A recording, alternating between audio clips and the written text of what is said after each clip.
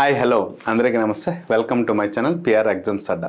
మన PR exams అడ్డాలో ప్రతిరోజు మన ఏపీ హైకోర్టులో మరియు డిస్ట్రిక్ట్ కోర్టు జాబ్స్కి సంబంధించినటువంటి డిస్ట్రిక్ట్ కోర్టులో 10 రకాల జాబ్స్ అయితే నోటిఫికేషన్ విడుదల చేయడం జరిగింది. మరి ఈ నోటిఫికేషన్లో 10 రకాల పోస్టులలో ఇంగ్లీష్ అనేది కీలకమైనటువంటి పాత్ర పోషిస్తుంది. అయితే డ్రైవర్ నుంచి జూనియర్ అసిస్టెంట్ వరకు ఉన్నటువంటి పోస్టులలో 3 పోస్టులకు ఇంగ్లీష్ తక్కువ మార్క్ ఉంటుంది. Driver, office subordinate, process server. వీటికి 3 పోస్టులకి తక్కువ మార్క్స్ ఉంటాయి, 10 marks. Junior assistant, record assistant, field assistant, examiner, typist, copyist, stenographer. వీటికైతే 40 మార్క్స్ ఇంగ్లీష్ నుంచి ఉంటుంది. అంటే ఎగ్జామినేషన్ 80 మార్క్స్కి అయితే ఒక సబ్జెక్ట్ నుంచి 40 మార్క్స్ ఉంటుంది. రిమైన్ జీకే జనరల్ నాలెడ్జ్ నుంచి 40 మార్క్స్. అంటే అక్కడ దాదాపు 6-7 సబ్జెక్టులు చదివితే 40 మార్క్స్, ఎక్కడ ఒక్క సబ్జెక్ట్ చదివితే 40 మార్క్స్. అంటే జాబ్ డిసైడ్ చేసే సబ్జెక్ట్ ఏమవుతుంది? ఇంగ్లీష్ అవుతుంది, రైట్? మరి అటువంటి ఇంగ్లీష్ని మనం ఎలా చదవాలి, ఏ ప్రణాళికతో చదివితే మనం నేర్చుకోవచ్చు, ఎలా నేర్చుకున్న అసలే చాలామంది నేను ఈ మధ్య విన్నాను, ఇంగ్లీష్ 40 మార్కులు వెయిటేజ్ ఉంటుంది కాబట్టి మనకి ఇంగ్లీష్ రాదు, అప్లై చేయకూడదని చాలామంది అప్లై చేయలేదు. అయితే అప్లై చేసినా సరే చేయని వారి గురించి మనం we will not discuss here. కానీ త్వరలో ఏపీ హైకోర్టుకు సంబంధించినటువంటి నోటిఫికేషన్ కూడా త్వరలో వస్తుంది కాబట్టి సో అప్పుడైనా అప్లై చేయండి. సో ఇప్పుడు నా మాట ఏంటంటే ఇంగ్లీష్ ఈజీగా నేర్చుకునే విధానము ఎలా ఉంటుంది అనేది ఒక కొత్త ప్రోగ్రామ్తో మీ ముందుకు వస్తాను. అయితే గ్రామర్ నేర్చుకుందాం రా అనే ఒక ప్రోగ్రామ్తో మీ ముందుకు వస్తాను. ఎలా మనకి అర్థం కాదో, ఎలా గుర్తుండదో నేను చూస్తాను. బట్ ఈ వీడియోలో మనం ఏం తెలుసుకుంటున్నామంటే ఇంగ్లీష్ సిలబస్ ఏముంది, సో ఈ సిలబస్ మనం ప్రిపేర్ అయితే అవ్వగలుగుతామా, సో ఏ స్టాండర్డ్లో క్వశ్చన్స్ వస్తున్నాయి, గతంలో ఏ స్టాండర్డ్లో క్వశ్చన్స్ వచ్చాయి, రాబోయే రోజుల్లో ఏ స్టాండర్డ్లో క్వశ్చన్స్ వస్తుంది, వచ్చే క్వశ్చన్కి మనం సమాధానం ఇవ్వగలుగుతామా, ప్రిపేర్ అయితే ఇంగ్లీష్ నుంచి ఎక్కువ మార్క్స్ పొందగలుగుతామా, ఈ సిలబస్లో డీటెయిల్గా పరిపూర్ణంగా అవగాహన వచ్చేలా మిమ్మల్ని తయారు చేసే బాధ్యత నాది. అప్పుడు you have to take a decision on. So ఖచ్చితంగా ప్రతి ఒక్క ఆస్పిరెంట్కి డీటెయిల్గా ప్రతి ఒక్క పిన్ పాయింట్తో సహా ఎక్స్ప్లెయిన్ చేస్తాను, అందరికీ అర్థమవుతుంది. కాబట్టి దయచేసి వీడియోని లైక్ చేయండి, షేర్ చేయండి, మరి కొంతమందికి షేర్ చేస్తారని ఆశిస్తున్నాను. కానీ మన ఛానల్ని సబ్స్క్రైబ్ చేయడం మాత్రం మర్చిపోవద్దు, రైట్? సో 10th క్లాస్ నుంచి ఇంటర్మీడియట్ వరకు ఎక్కడ ఉంది? సో గవర్నమెంట్ అయితే సిలబస్ అనేది ఇలా మెన్షన్ చేశారండి.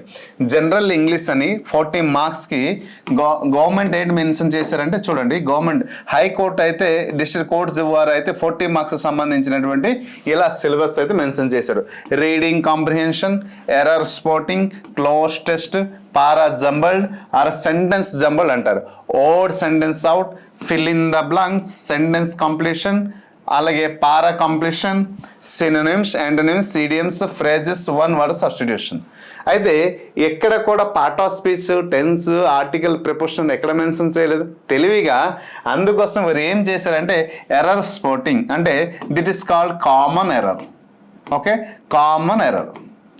సో ఈ కామన్ ఎర్రర్ మనకి రావాలంటే గ్రామర్ మొత్తం పైన పట్టు ఉండాలి. అంటే మొత్తం ఈ కాంప్రిహెన్షన్ నుంచి మహా అయితే 5 మార్క్స్ వస్తుంది. మరి 40 మార్క్స్లో వొకాబులరీ పార్ట్ ఉంటుంది, గ్రామర్ పార్ట్ ఉంటుంది, అలాగే కాంప్రిహెన్షన్ పార్ట్ ఉంటుంది. ఈ కాంప్రిహెన్షన్ కేవలం 5 మార్క్స్ మాత్రం వస్తుంది. రిమైన్ ఎక్కడ క్లోజ్ టెస్ట్, ఈ క్లోజ్ టెస్ట్ కూడా ఎక్కడ ఇస్తారు, ఈ కాంప్రిహెన్షన్ క్లోజ్ టెస్ట్ కలిపితే ఇంకో 5 మార్క్స్ వస్తుంది. అలా పారా జంబుల్స్, అలా సెంటెన్స్ జంబుల్ సెంటెన్స్ ఇస్తారు, ఓడ్ సెంటెన్స్ ఇస్తారు, fill in the blanks, sentence completion, para completion, ఇలా ఇవ్వడం జరుగుతుంది. సో అయితే ఈ వొకాబులరీ ఎన్ని మార్క్స్ వస్తుంది, గ్రామర్ ఎన్ని మార్క్స్, కాంప్రిహెన్షన్. అయితే గతంలో ఎలా ఉండేది అంటే వొకాబులరీ నుంచి దాదాపు 10 to 15 క్వశ్చన్స్ వచ్చేది. ఓకే, గ్రామర్ నుంచి మనకి దాదాపు ఒక 20 మార్క్స్ వచ్చేది, అలాగే కాంప్రిహెన్షన్ ప్యాసేజ్ నుంచి 5 మార్క్స్ వచ్చింది గతంలో. సో ఇలా టోటల్గా 40 మార్క్స్ అయితే గతంలో నిర్వహించడం జరిగింది 2022లో. కానీ ఈసారి అప్పుడు సిలబస్ మెన్షన్ చేయలేదు, జనరల్ ఇంగ్లీష్ అని ఇచ్చారు, కానీ ఇప్పుడు సిలబస్ మెన్షన్ చేశారు కాబట్టి ఈ ఇప్పుడు ఉన్నటువంటి వొకాబులరీలో కాబట్టి 10 మార్క్స్ వచ్చే అవకాశం ఉంటుంది. సో గ్రామర్లో మిగతావన్నీ 25 వరకు వస్తుంది.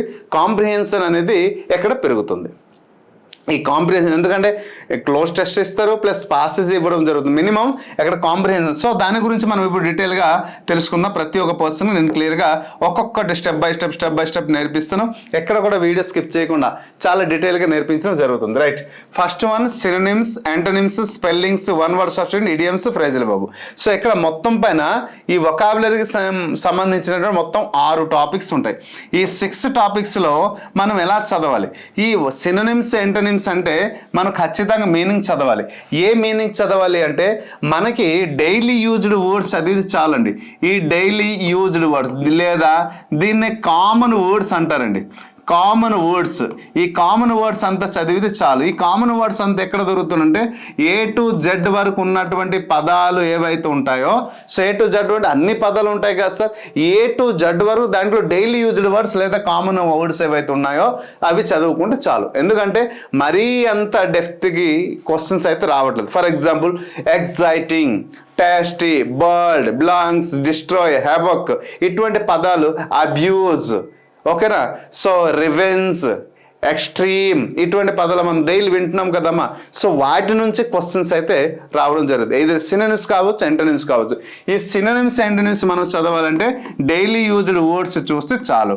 సో ఇప్పటి నుంచి కానీ మీరు డైలీ యూజ్డ్ వర్డ్స్ కానీ చదివితే రేపు మీరు ఎగ్జామ్కి వచ్చేటప్పుడు ఈజీగా. మరి దీనికి సంబంధించిన మెటీరియల్ ఏమైనా ఉందా సార్ అంటే మన దగ్గర కంప్లీట్ మెటీరియల్ కోర్సులో ఉంది. ఈ మెటీరియల్లో A to Z వరకు పదాలు అయితే ఇవ్వడం జరిగింది. ఆ పదాలు చదివితే చాలు, బిట్ మిస్ అయ్యే అవకాశం అయితే లేదు. సో వాటి నుంచి వస్తాయి. Next spellings. ఎప్పుడైతే ఈ వన్ వర్డ్ అంటే సినోనిమ్స్, యాంటోనిమ్స్ మీకు బాగా అవగాహన వస్తుందో స్పెల్లింగ్ పైన కూడా కమాండింగ్ పెరుగుతుంది. ఈ స్పెల్లింగ్లో 10 రూల్స్ ఉంటాయండి. ఈ 10 రూల్స్ నేర్చుకుంటే చాలు స్పెల్లింగ్ నుంచి ఈజీగా. అయితే స్పెల్లింగ్లో ఏం అడుగుతున్నారంటే రాంగ్ స్పెల్ట్ వర్డ్, అలాగే కరెక్ట్ స్పెల్ట్ వర్డ్ అనేసి అడగడం జరుగుతుంది. Wrong spelt word, correct spelt word అని అడగడం జరుగుతుంది. అడిగిన దాంట్లో మనం ఎగ్జాక్ట్గా ఆన్సర్ చేయాలి అంటే wrong spelt word, correct spelt వర్డ్లో మనం ఎగ్జాక్ట్గా ఆన్సర్ చేయాలి అనేసి అనిపిస్తే ఈ 10 రూల్స్తో పాటు యాంటోనిమ్స్, సినోనిమ్స్ చదివేటప్పుడు ఆ స్పెల్లింగ్స్ మనం కూడా దృష్టి పెట్టుకుంటే స్పెల్లింగ్ నుంచి కూడా మనం మ్యాక్సిమం మార్క్స్ గెయిన్ చేయవచ్చు. నెక్స్ట్ ఇక్కడ ఈ మొత్తం పైన ఎప్పుడు రాబోయే రోజుల్లో ఈ కాంప్రిహెన్షన్ పార్ట్ నుంచి మనకి ఎన్ని మార్క్స్ రావచ్చు అంటే మ్యాక్సిమం 10 మార్క్స్ వచ్చే అవకాశం ఉంటుంది. 10 మార్క్స్. సో దాంట్లో ముఖ్యంగా వన్ వర్డ్ సబ్స్టిట్యూషన్ ప్రతి ఒక్క పార్ట్ నుంచి మినిమం 1 or 2 క్వశ్చన్స్, ఒకవేళ పెరిగితే ఇంకొక 2 మార్క్స్ 12 మార్క్స్ వరకు ఇచ్చే అవకాశం ఉంటుంది. ప్రతి టాపిక్ నుంచి మినిమం 2 క్వశ్చన్స్ రావడం పక్క. ఒకవేళ లేని ఎడల యాంటోనిమ్స్ ఒక క్వశ్చన్ ఇచ్చి మీనింగ్కి ఇంకోటి ఎక్స్ట్రా ఇస్తారు, లేదా స్పెల్లింగ్కి 2 ఇవ్వాల్సింది ఒకటి ఇచ్చి ఇంకోటి ఇస్తారు, లేదా వన్ వర్డ్ సబ్స్టిట్యూషన్లో 2 ఇవ్వాల్సింది అక్కడ తగ్గించి ఇడియమ్స్కి ఒకటి ఇవ్వడం జరుగుతుంది. అంతే తప్పించి పూర్తిగా లేదు అంటే వన్ వర్డ్స్ పూర్తిగా ఇవ్వకుండా ఇడియమ్స్కి 4 అలాగే ఇవ్వరు. ప్రతి టాపిక్ టచ్ చేస్తారు, కానీ క్వశ్చన్ మాత్రం 1 or 2 క్వశ్చన్ ఇటు అటు అవడం అనేది జరుగుతుంది. ఓకే, క్వశ్చన్ పేపర్ నేను తయారు చేయట్లేదు కదా, మోడల్ అయితే నేను చెప్పగలుగుతాను. కాబట్టి గతంలో జరిగిన పేపర్స్ అన్నిటిని గమనించి ఇప్పుడు రాబోయే రోజుల్లో పేపర్ ఎలా ఉంటుంది. అయితే గతంలో మన తెలంగాణ గవర్నమెంట్లో నిర్వహించిన పేపర్కి ఏపీ గవర్నమెంట్ నిర్వహించే పేపర్కి డిఫరెంట్ ఉంటుంది. తెలంగాణ గవర్నమెంట్ కోర్టు వారు అయితే ప్రతి ఒక్క టాపిక్కి ప్రతి ఒక్క పోస్ట్కి ఒక్కొక్క ఎగ్జామ్ ఉండేది. Junior assistant, record assistant field వాళ్ళకి సపరేట్ ఎగ్జామ్. కానీ మన ఏపీకి వచ్చేటప్పుడు ఏంటో ఉంటుందంటే డిగ్రీ లెవెల్లో ఉన్నటువంటి ఎగ్జామినేషన్ కానీ ఒకే ఎగ్జామ్ ఉంటుంది, ఇంటర్మీడియట్ లెవెల్లో ఉన్నటువంటి ఎగ్జామినేషన్ ఒకేలాగా ఉంటుంది, 6th to 7th to 10th class లెవెల్లో ఉన్నటువంటి ఎగ్జామ్ ఒకే. అంటే ఇప్పుడు వచ్చిన 10 రకాల పోస్టుకి 3 ఎగ్జామినేషన్ అయితే చాలు, మరి ఎగ్జామినేషన్ ఉండదు. సో జూనియర్ అసిస్టెంట్కి అప్లై చేసిన, ఫీల్డ్ అసిస్టెంట్కి అప్లై చేసిన, ఓకే, ఇక్కడ అప్లై చేసినటువంటి కాపీస్ట్, టైపిస్ట్, స్టెనోగ్రాఫర్ వీరన్నిటికీ ఒక ఎగ్జామినేషన్ ఉంటుంది, రైట్. సో అందుకోసమే క్లియర్గా చెప్పడం జరుగుతుంది. మరి వన్ వర్డ్ సబ్స్టిట్యూషన్ నుంచి మనం గమనిస్తే ఈ వన్ వర్డ్ సబ్స్టిట్యూషన్ చూడండి, మనకి టోటల్గా దేని గురించి పర్టికులర్గా referring to person, profession and places and things. So వీటి గురించి ఇవ్వడానికి ఎక్కువ ప్రయారిటీ ఉంటుంది. ఫర్ ఎగ్జాంపుల్ పర్సన్ గురించి అయితే అనేక రకాలు ఉంటుంది. ఇప్పుడు పర్సన్కి సంబంధించినటువంటి స్పెషల్ క్వాలిటీ గురించి అడగవచ్చు, ప్రొఫెషన్ గురించి అడగవచ్చు, లేదు అంటే ఆ వ్యక్తిలో క్వాలిటీ అనేక రకాలు ఉంటాయి. ఫర్ ఎగ్జాంపుల్ ఒక వ్యక్తి భయం గురించి ఒక వ్యక్తిని చూసిన, లేదు అంటే a person who present in everywhere, a person who knows everything, a person who can see everything, ఇటువంటి క్వశ్చన్స్ కూడా అడగవచ్చు. Is called what? A person who present is everywhere is called what? Omnipresent. A person who knows everything is called omniscient. ఎలా కూడా అడగవచ్చు. So అలా అడగవచ్చు. లేదంటే ఒక వ్యక్తి ఎఫ్రైడింగ్ గురించి అడిగేటప్పుడు, లేదా స్టడీస్ స్పెషలిస్ట్ గురించి అడిగేటప్పుడు, ఒక వ్యక్తి ఒక ఫర్ ఎగ్జాంపుల్ ఒక డిసీజ్లో ఒక స్పెషలిస్ట్ ఉన్నారు, ఆ వ్యక్తిని ఏమంటారు? లేదా గుండెకి సంబంధించినటువంటి స్పెషలిస్ట్ అయ్యండి, ఆ వ్యక్తిని ఏమంటాము? ఇలా కూడా అడగవచ్చు. లేదంటే ఒక వ్యక్తి నెలను చూసి భయపడ్డాడు, నింగి దొంగిని చూసి భయపడ్డాడు, కొత్త వస్తువుని చూసి భయపడ్డాడు, కొత్త వ్యక్తిని చూసి భయపడ్డాడు, కొత్త ప్రాంతాన్ని చూసి భయపడ్డాడు, నీరుని చూసి భయపడ్డాడు, గాలిని చూసి భయపడ్డాడు, ఏకాంతాన్ని చూసి భయపడ్డాడు. ఇలా అనేక రకాలు చూసి భయపడినటువంటి వ్యక్తిని మనం ఏమంటాము అనేసి కూడా క్వశ్చన్స్ అడగవచ్చు. సో అలా క్వశ్చన్ అడిగేటప్పుడు మనం ఎగ్జాక్ట్ ఆన్సర్ అనేది మనం ఏం చేయాలి అనేది క్లియర్గా తెలుసుకోవాలి. అయితే దానికి సంబంధించినవన్నీ కూడా ఇప్పుడు నేను ఎగ్జాంపుల్ ఇచ్చాను, ఫోబియా అని చెప్పాను. భయం అంటే ఫోబియాకి సంబంధించినటువంటి ఒక 15-20 పదాలు ఉంటాయి. ఈ 20 పదాలు కూడా ఒకే దగ్గర ఉంటే చదువుకోవచ్చు. ఇప్పుడు చెప్పిన స్టడీకి సంబంధించినటువంటి రిలేటెడ్ పదాలు దాదాపు 15-20 ఉంటాయి, అది ఒక్క దగ్గర చదవాలి. ప్రొఫెషన్కి సంబంధించినటువంటి పదాలు ఒక్క దగ్గర ఉంటాయి, ఆ ప్రొఫెషన్ సంబంధించిన అంటే వర్డ్స్ అన్ని కూడా ఒక దగ్గర ఉంటే చదువుకోవడానికి ఈజీగా ఉంటుంది, ఫర్ ఎవర్ గుర్తుంటుంది. సో అలా వన్ వర్డ్ సబ్స్టిట్యూషన్ చదువుకుంటే వన్ వర్డ్ సబ్స్టిట్యూషన్ ఎప్పటికీ కూడా మీకు ఫర్ ఎవర్ గుర్తుండిపోతుంది. సో లైక్ యాజ్ ఈడియమ్స్ కూడా అంతే. So referent person, profession plus same actually మనం దీనికి వన్ వర్డ్ సబ్స్టిట్యూషన్ చదవడం ఎలాగైతే ఈడియమ్స్ కూడా అలాగే చదవాలి. కానీ వన్ వర్డ్ సబ్స్టిట్యూషన్ మనం గుర్తుంచుకునే అంత ఈజీ ఈడియమ్స్ అయితే కాదు. జాతీయాలు కొంచెం డిఫికల్ట్గా ఉంటుంది. My life is a bed of thorns, my life is a bed of roses అంటారు. నా జీవితం ముళ్ళ బాట, నా జీవితం అనేది పూల బాట అంటారు. Some peoples are speaking while they are giving the lecture or speaking and in front of the audience or wherever the peoples are going my life is like a bed of rose. So my life, so most of the people speaking not they can't say my life is a bed of roses because after they struggling they reach to their goal. Okay na? So అందుచేత the peoples they like to say my life journey like is a bed of thorns and అంటారు కానీ bed of roses అని అంటారు. So అందువల్ల so అక్కడ ఇలా మనకి ఇచ్చేటప్పుడు బెడ్ ఆఫ్ రోజెస్ ఏంటి, బెడ్ ఆఫ్ థార్న్స్ ఏంటి అనేది మనకు క్లియర్గా వన్ వర్డ్ సబ్స్టిట్యూషన్ ఇడియమ్స్కి చాలా డిఫరెంట్ ఉంటుంది. కానీ ఇడియమ్స్ కొంచెం డిఫికల్ట్ కాబట్టి సో ఈ దీనికి సంబంధించిన కూడా ఎలాగే నేర్చుకోవాలి. ఎప్పుడైతే పర్సన్, ప్లేస్, థింగ్స్ ఇలా దీంతో పాటు రిలేషన్తో పాటు నేర్చుకుంటే ఈడియమ్స్ కూడా క్లియర్గా అర్థం. అలాగే మన మెటీరియల్లో కూడా అలాగే ఈ విధానంలోనే ఉంది. సో ఈ మెటీరియల్లో కూడా ఈ విధానంలో మెటీరియల్ చూసుకొని చదివితే మాత్రం ఖచ్చితంగా ఎలాంటి క్వశ్చన్ వస్తే ఈజీగా మనం క్వాలిఫై అవ్వచ్చు. సో దానికి సంబంధించి కొన్ని ప్రీవియస్ ఇయర్ క్వశ్చన్ కూడా మీకు ప్రూఫ్ చూపిస్తాను. అది ఏ స్టాండర్డ్లో అడుగుతున్నారు, ఎలా అడుగుతున్నారు కూడా మీకు చూపిస్తే అర్థమవుతుంది. Next phrasal verbs. ఈ ఫ్రేజల్ వర్బ్స్ చూడండి, వర్బ్తో పాటు ఏదైనా ఒక వర్డ్ ప్రిపోజిషన్తో తయారైతే దాన్ని phrasal verb. Get out, get in, get on, get for, okay, get at, ఇలా పదాలు డిఫరెంట్ పదాలతో తయారు చేసి దానికి సంబంధించిన పదాలు అయితే అడగడం జరుగుతుంది. So phrasal verb. అయితే ఫ్రేజల్ వర్బ్కి మనకి అడగడం హైకోర్టుకి సంబంధించిన కోర్టు లాంటి జాబ్ చాలా తక్కువ అడుగుతున్నారు. మహా అయితే అడిగితే ఒక క్వశ్చన్ అడుగుతారు, లేకపోతే లేదు. కానీ మ్యాక్సిమం ఈ 5 అయితే ఎక్కువ అడుగుతున్నారు.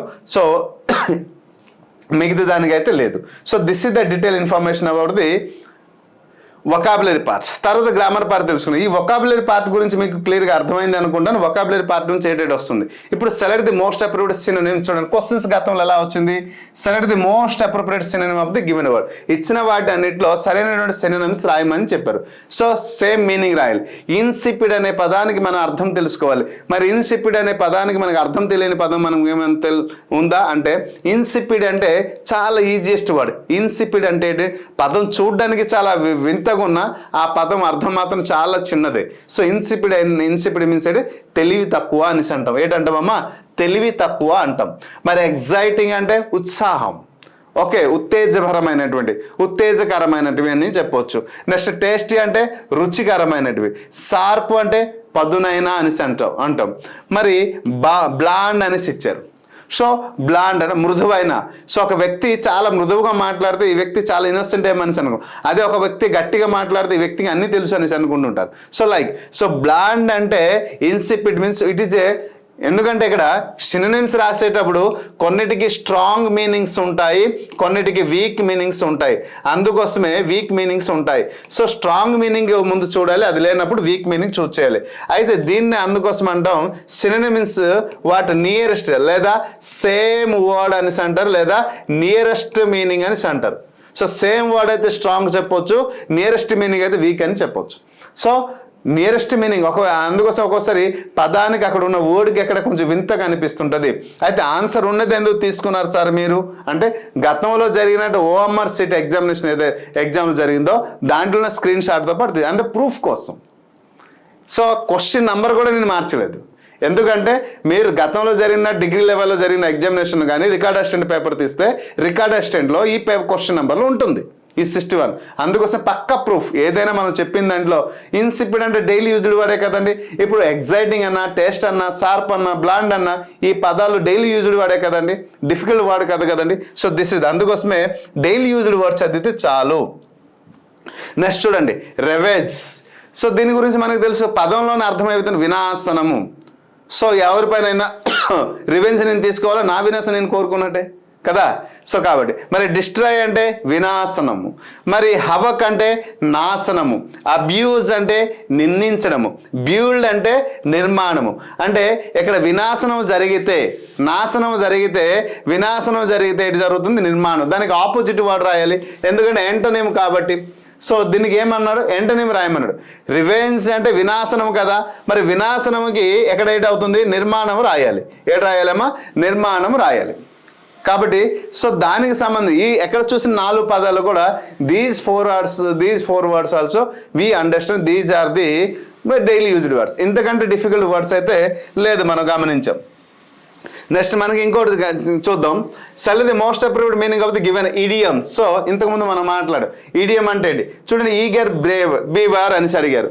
సో చూడండి పదాలు చూస్తే ఇక్కడ కొంచెం వింతగా అనిపిస్తుంటాయి, కానీ ఇవి నేర్చుకోవాల్సిందే. కొంచెం దీనికి ఒక మీనింగ్ డైరెక్ట్ ట్రూ ట్రాన్స్లేషన్ చేస్తే మాత్రం అనేక తప్పుల అర్థాలు వస్తాయి. సో దాని మీనింగ్ తెలుసుకోవాలి. అంటే నీ అసూయతో ఉన్నటువంటి వ్యక్తిని మనం ఏంటంటారంటే ఈగర్ బీవర్ అని అంటారు. దాని అర్థం ఏంటంటే చూడండి, one who is over jealous, ఎక్కువ అసూయ కలిగినటువంటి వ్యక్తి.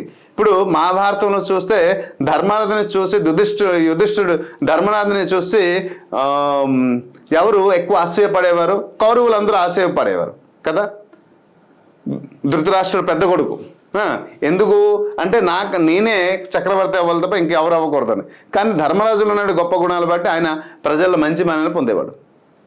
దుర్యోధనుడు ఎప్పుడు కూడా ఎదుటి వ్యక్తి పైన అసూయ, రావణాసుడికి కూడా అసూయ ఉండదు, నేనే గొప్ప వ్యక్తిని నాకే అన్నది తెలుసు అనేసి. సో అటువంటి విషయాలు కూడా మనం ఇలా అర్థం చేసుకోవచ్చు. కానీ ఇక్కడ ఏమి ఇచ్చారు, one who likes to laze around, one who loves to travel, one who always contented. So చూడండి ఈ 3 పదాలు కూడా not related to that word. అయితే ఇవి మనం ఎలాగ ఐడెంటిఫై చేస్తామంటే వీ హ్యావ్ టు రీడ్, ఖచ్చితంగా నేర్చుకోవాల్సిందే. మరి దీనికి సంబంధించిన పీడిఎఫ్ మీ దగ్గర ఉందంటే ఎస్, పీడిఎఫ్ మొత్తం ఉంది, మెటీరియల్ ఉంది, క్లాస్ ఉంది. ఇవన్నీ చదివితే క్లియర్గా ఎక్కడి నుంచి కూడా మార్క్ పొందే అవకాశం ఉంది. అయితే మనకు ఉన్నటువంటి ఈ 1 వర్డ్ సబ్స్టిట్యూషన్ మొత్తం కలిపి దాదాపు 10 నుంచి 15 మార్క్స్, మనం 10 to 12 మార్క్స్ మనం సొంతం చేసుకోవాలంటే antonyms, synonyms, 1 word substitute idioms మాత్రం ఖచ్చితంగా మీరు నేర్చుకుంటేనే వొకాబులరీ పార్ట్లో మీరు ఎక్కువ మార్క్స్ పొందగలుగుతారు తప్ప లేకపోతే లేదు. ఖచ్చితంగా డైలీ యూజ్డ్ వర్డ్స్ చదవాలి. రోజుకి 10 వర్డ్స్ మనం టార్గెట్ వేసినా కూడా ఒక 2 monthsలో 3 monthsలో ఈజీగా ఒక 1000 వర్డ్స్ కంప్లీట్ అయితే వర్డ్స్ మొత్తం కంప్లీట్ అయిపోతుంది. సో ఆ టాప్ 300 వర్డ్స్ కూడా నేను ఇవ్వడం జరిగింది, అలాగే డైలీ యూజ్డ్ వర్డ్స్ కూడా ఇవ్వడం జరిగింది. సో అలా చేసిన తర్వాత ప్రాక్టీస్ బీట్ చేస్తే వొకాబులరీ పార్ట్ నుంచి కూడా మీరు ఈజీగా మార్క్స్ పొందొచ్చు. నెక్స్ట్ కరెక్ట్ స్పెల్డ్ వర్డ్ అని ఇచ్చిన వాటి అన్నింటిలో ఏది సరైనటువంటి కరెక్ట్ వర్డ్, మిగతా తప్పు ఉంది. చూడండి బోస్ట్రియస్ అనేసి, బోస్ట్రియస్లో కూడా తప్పు ఉంది. ఏడు సార్ బోస్ట్రియస్లో తప్పు ఉంది, BOI కదా. బోస్ట్రియస్ స్ట్రీ అంటే చూడండి BOISTREOUS రావాలి, బోస్ట్రియస్. ఓకే, బోస్ట్రియస్ అనేసి వస్తుంది. సో స్పెల్లింగ్ చిన్న లెటర్స్, ఏదో ఒక వర్డ్ అక్కడ నుంచి మనకేం చేస్తారంటే మాయం చేస్తారు. సో మిగతా స్పెల్లింగ్స్ అన్ని కరెక్ట్ ఇచ్చి ఒక్క స్పెల్లింగ్ మాత్రం మాయ చేస్తారు, ఒకటో రెండింటి. అందుకోసమే దాన్ని కరెక్ట్ స్పెల్డ్ వర్డ్ ఇచ్చిన దాంట్లో కొన్నిట్లో రాంగ్ స్పెల్డ్ వర్డ్ అంటారు, 3 కరెక్ట్ ఇచ్చి ఒకటి రాంగ్ ఇస్తారు అనమాట. సో చూడండి వెరీసమ్, వియరీసమ్ అంటే ఎలా రాస్తారు, VARISOME, wearisome, this is the right. Next ఎరిక్సన్లో ఈ తప్పు ఇచ్చాడు, ఎరిక్సన్లో I వస్తుంది, IRK,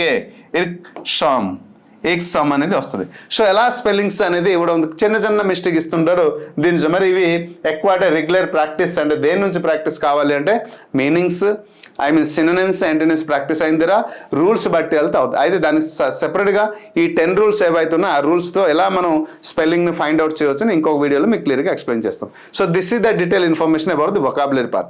సో వొకాబులరీ పార్ట్ నుంచి మీరు ఏం చేయాలి, ఎలా చదవాలి అని చెప్పాను. డైలీ యూజ్డ్ వర్డ్స్ చదివితే చాలు.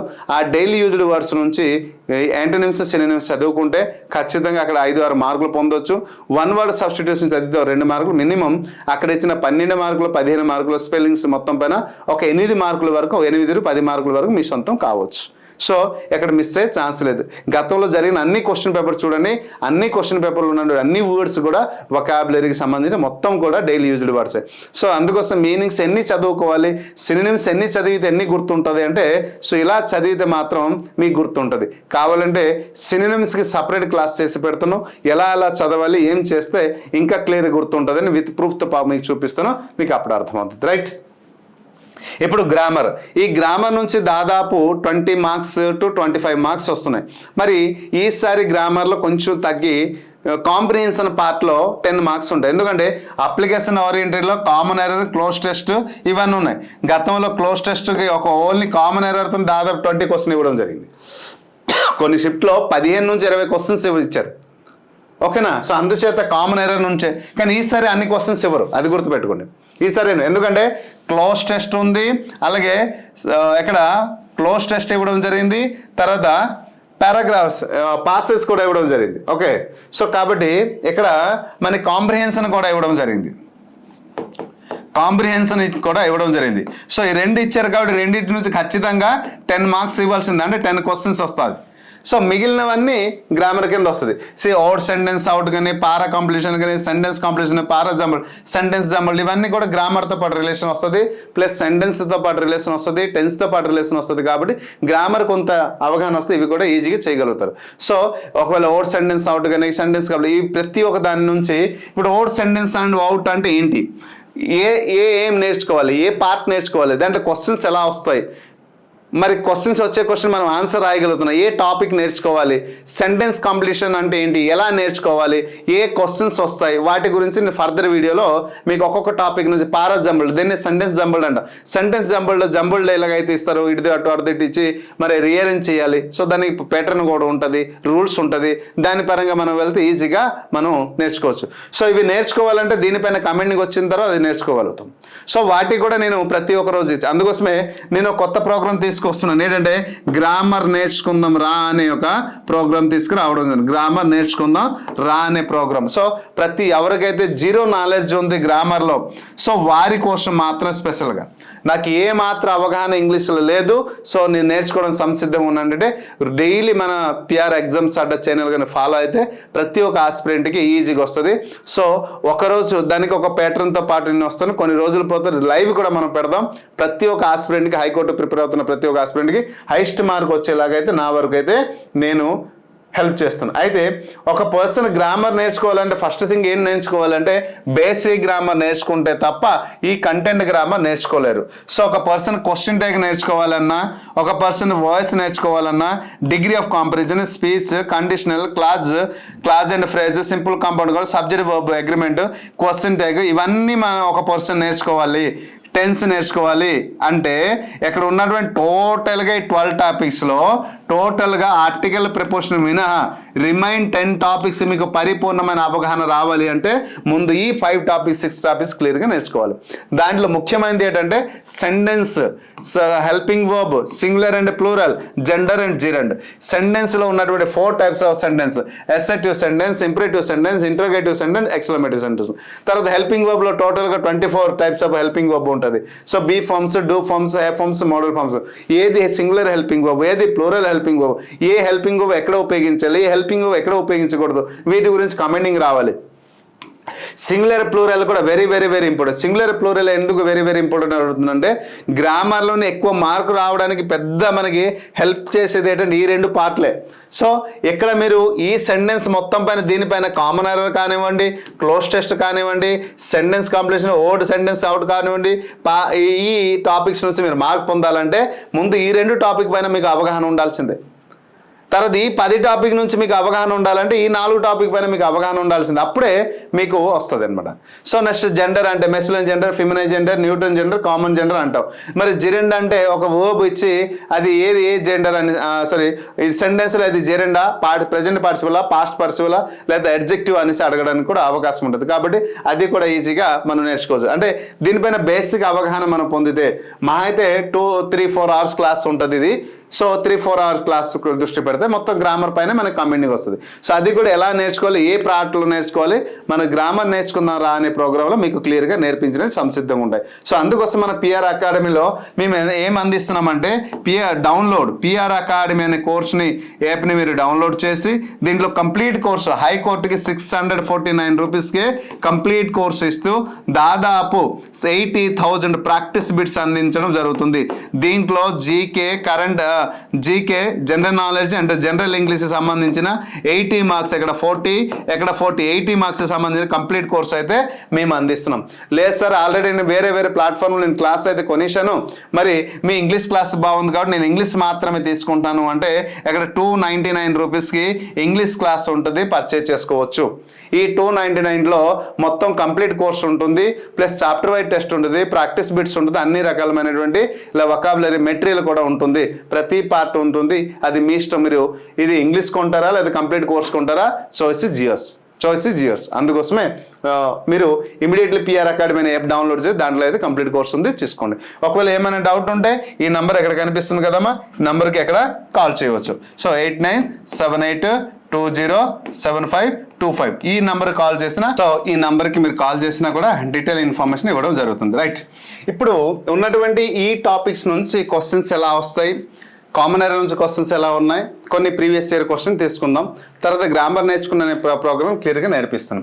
సో ఇంగ్లీష్కి వెన్నుముక్క లాంటిది టాపిక్ ఏది అంటే, మీరు కామన్ ఎరా నుంచి కానీ పారాజ్ క్లోజ్ టెస్ట్లో కానీ మీరు ఖచ్చితంగా ఈ 2 పార్ట్లో లేదా ఓడ్ సెంటెన్స్ అవుట్ నుంచి మీరు సెంటెన్స్ కాంపిటీషన్ వీటి నుంచి మార్క్స్ మీరు గెయిన్ చేయాలంటే మనకి బ్యాక్ బోన్ లైన్ టాపిక్స్ ఏదైనా ఇంగ్లీష్లో ఉంది అంటే అది part of speech tense.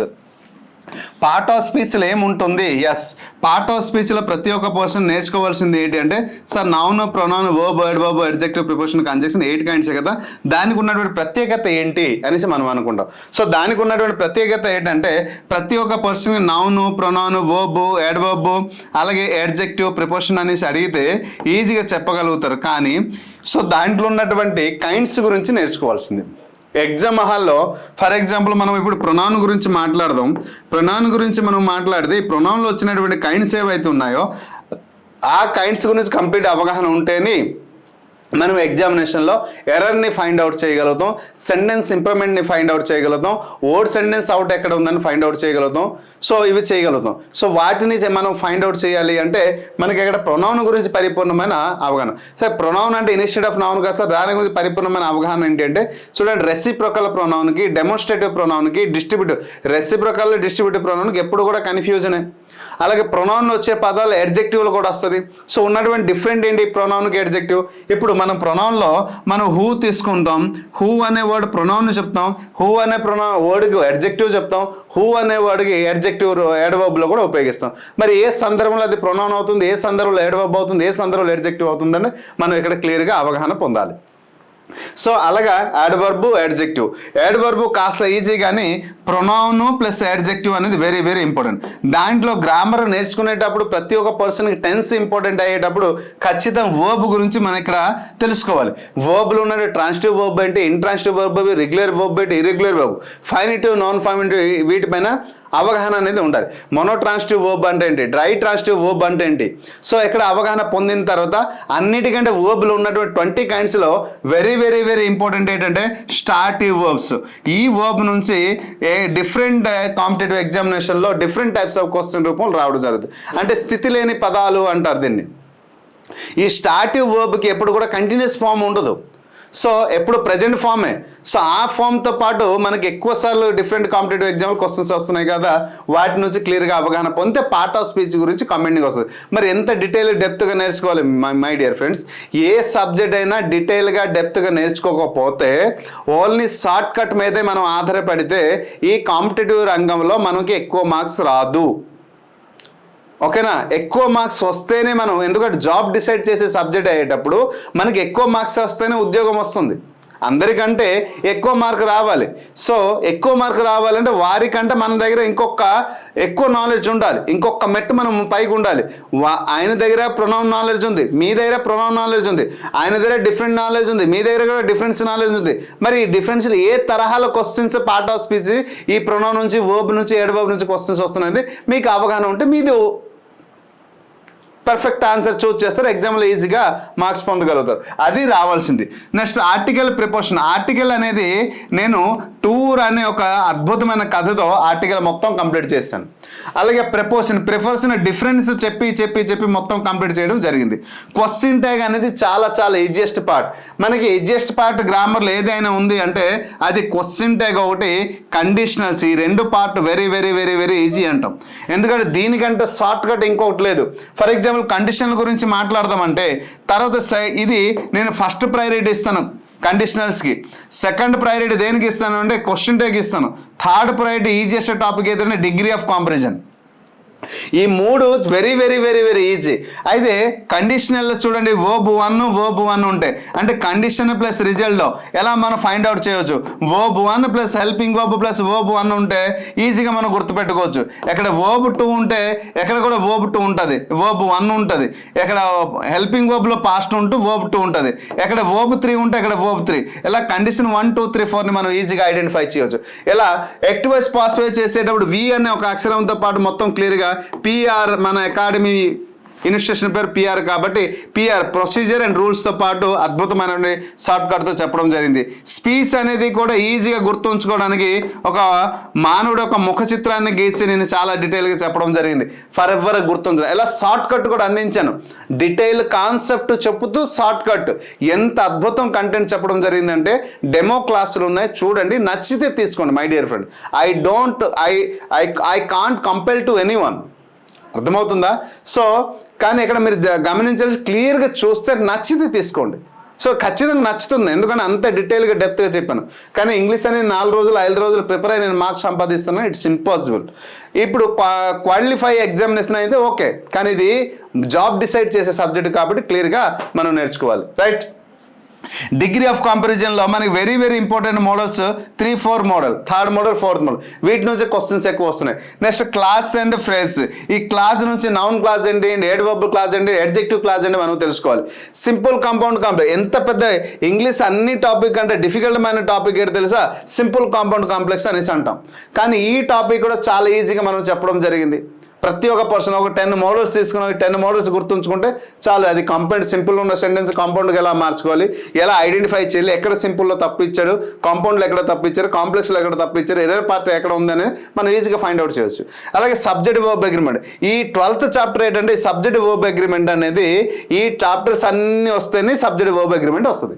Subject singular అయితే వర్బ్ సింగులర్, సబ్జెక్ట్ ప్లూరల్ అయితే వర్బ్ సింగులర్ ప్లూరల్ అవ్వాలి కదా. మరి ఇవన్నిటి అవగాహన వస్తేనే ఇది మనం చేయగలుగుతాం. ఓకేనా? సో అందుచేత ఈ సబ్జెక్ట్ వర్బ్ లాస్ట్లో నేను పెట్టడం జరిగింది. సో ఈ కంటెంట్ అంతా మనకి రావాలి అంటే ప్రతి ఒక్క పర్సన్కి ఇప్పుడు చూడండి ఇక్కడ మనకి స్టార్టింగ్లో మెన్షన్ చేసిన కంటెంట్ ఇవన్నీ వస్తేనే అవి చేయగలుగుతాం. సో అదే నేను ఇక్కడ మెన్షన్ చేశాను. Common error, cloze test, para jumble, sentence completion, out sentence, para completion, అలాగే కాంప్రిహెన్షన్స్ ఇవి రావాలి. Comprehension pass is no problem. ఇవి రాకపోయినా కాంప్రిహెన్షన్లో ఒక 5 క్వశ్చన్స్ 3 or 4 అటెంప్ట్ చేయగలదు. గ్రామర్ క్లోజ్ టెస్ట్ ఖచ్చితంగా ఇస్తారు, మెన్షన్ చేశారు. సో కాంప్రిహెన్షన్ ఇస్తూ క్లోజ్ టెస్ట్ మెన్షన్ చేశారు కాబట్టి ఈజీగా మనం మార్క్స్ పొందాలి 10 మార్కులు అంటే దీనిపైన గ్రామర్ క్లోజ్ టెస్ట్ అంటే ఖచ్చితంగా గ్రామర్తోనే ముడిపడి ఉంటుంది. కాబట్టి మనం ఖచ్చితంగా ఇవన్నీ చదవాల్సిందే. అందుకోసం గ్రామర్ 20 to 25 మార్క్స్ అని చెప్పాను. సో ఈసారి తగ్గే ప్రసక్తి, ఎందుకంటే వీటి నుంచి ఎక్కువ అవకాశాలు ఉంటాయి కాబట్టి చూద్దాం. రానున్న రోజుల్లో వీటి అన్నిటి గురించి అవగాహన, ప్రతి ఒక్క టాపిక్ గురించి అవగాహన పొందేలా మీకు తయారు చేసి మిమ్మల్ని ఖచ్చితంగా ఇంగ్లీష్లో ద బెస్ట్ మార్క్ వచ్చే రావడానికి నేను నా వంతుగా కృషి చేస్తున్నాను. మన తెలంగాణ హైకోర్టు ఎగ్జామినేషన్లో 40 మార్క్స్కి more than 36-37 మార్క్స్ ఆస్పిరెంట్స్ అందరికి వచ్చాయంటే అదే గొప్ప వ్యూహంతో పాటు ముందుకెళ్ళాం కాబట్టి ప్రతి ఒక్క ఆస్పిరెంట్ మంచి మార్క్స్ వచ్చింది. అలాగే మన ఏపీ హైకోర్టుకు సంబంధించినటువంటి డిస్ట్రిక్ట్ కోర్టు ఇప్పుడు ఉంది, త్వరలో హైకోర్టు నోటిఫికేషన్ వస్తుంది. ఈ రెండిట్లో మరి మీరు ఉత్తీర్ణత అవ్వాలి, మంచి మార్క్స్ పొందాలంటే ద బెస్ట్ స్ట్రాటజీస్తో పాటు మీ ముందుకు వస్తాను. ప్రతి ఒక్క పర్సన్ ఇప్పటి నుంచే కోర్స్ తీసుకుని కొంత కంటెంట్ గెయిన్ చేసి ఉంటే అప్పటికి మనం నేర్చుకునేటప్పుడు ఈజీ అవుతుంది. సో ఇప్పుడు కామన్ ఎర్రర్ నుంచి ఒక 2 క్వశ్చన్ చూద్దాం. Parts of the following sentence have been given as options. Select the option that contain an error. Error part find out చేయాలి. When I opened the window, I saw that there were a swarm of bees. ఎక్కడ part ఉంది? I saw that. చూడండి, I singular కాబట్టి verb ఇది past లో ఉంది. When I opened the window, okay, I past, when verb to right. There were అన్నారు. A swarm of బీస్ చూసారా, దెర్ వేర్ అని అన్నారు.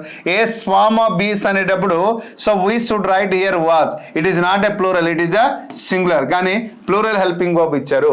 సో ఎలా మనం ఫైండ్ అవుట్ చేయాల్సి ఉంటుంది. సో సెంటెన్స్ని చూసి మనం ఫైండ్ అవుట్ చేయాలంటే అది సింగులర్ ఆ ప్లూరల్ అని ముందు ఫైండ్ అవుట్ చేయాల్సిన బాధ్యత మనదే. చూడండి, part of the following sentence, same ఇది కూడా కామన్ ఎర్రరే. సో ఇక్కడ సింపుల్ కాంపౌండ్ కాంప్లెక్స్ చెప్పేటప్పుడు సో మోడల్ నెంబర్ 10లో మోడల్ నెంబర్ 9లో నేను ఒకసారి చెప్పాను చూసుకోండి, దాని నుంచే ఈ క్వశ్చన్ వచ్చింది.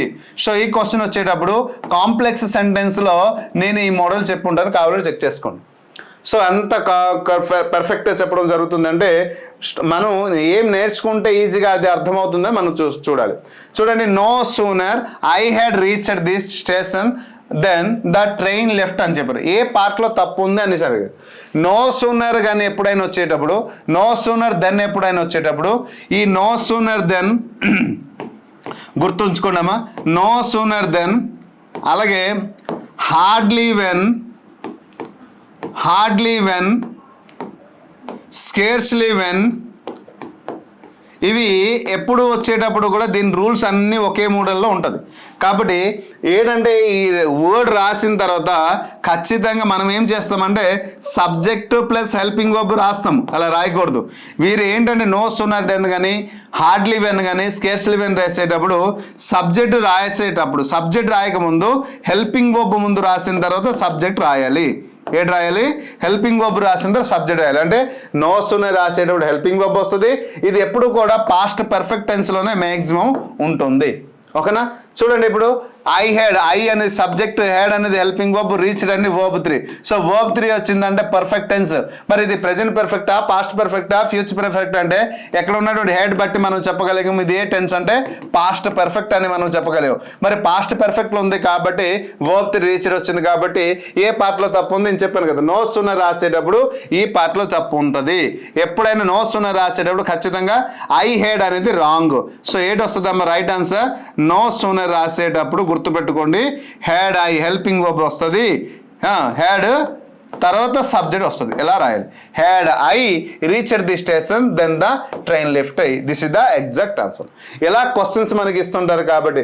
అయితే సార్ ఇప్పుడు సింపుల్ కాంపౌండ్ కాంప్లెక్స్ అనేది మన సిలబస్లో మెన్షన్ చేయలేదు కదా, మరి మీరు ఎలా సార్ సింపుల్ కాంపౌండ్ కాంప్లెక్స్ సిలబస్లో మీకు నచ్చిన సిలబస్ మీరు ఇచ్చేసారా అంటే చూసారు కదా క్వశ్చన్ ఎలా వచ్చింది. నాకు నచ్చే సిలబస్ నేను ఇవ్వలేదు. సింపుల్ కామన్ ఎర్రర్ నుంచి ఒక క్వశ్చన్ ఎక్కడి నుంచి వచ్చింది? సింపుల్ కాంపౌండ్ కాంప్లెక్స్ నుంచి వచ్చింది. అది ఎలాంటి క్వశ్చన్ వచ్చింది ఇప్పుడు చూసారు కదా. సో అందుకోసం గ్రామర్ పైన పట్టు వస్తేనే కామన్ ఎర్రర్ నుంచి మనం మార్క్స్ అనేది గెయిన్ చేయగలుగుతాం. So this is the detail analysis of the English grammar.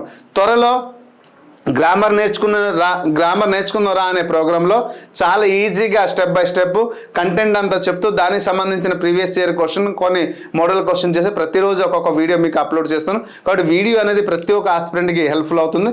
దయచేసి ఈ వీడియోని మరికొంతమంది షేర్ చేస్తే అందరూ చూస్తారు, తెలుసుకుంటారు.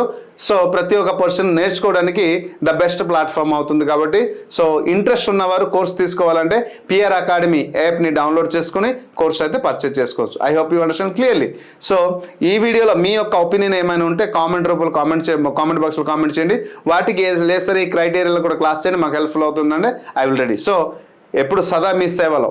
సో కాబట్టి ప్రతి ఒక్క ఆస్పిరెంట్కి నేను చెప్పే మాట ఒకటి, అందరం కలిసి నేర్చుకుందాం, అనుకున్నది సాధిద్దాం. So this is the my final agenda. I hope you understand clearly. Thank you.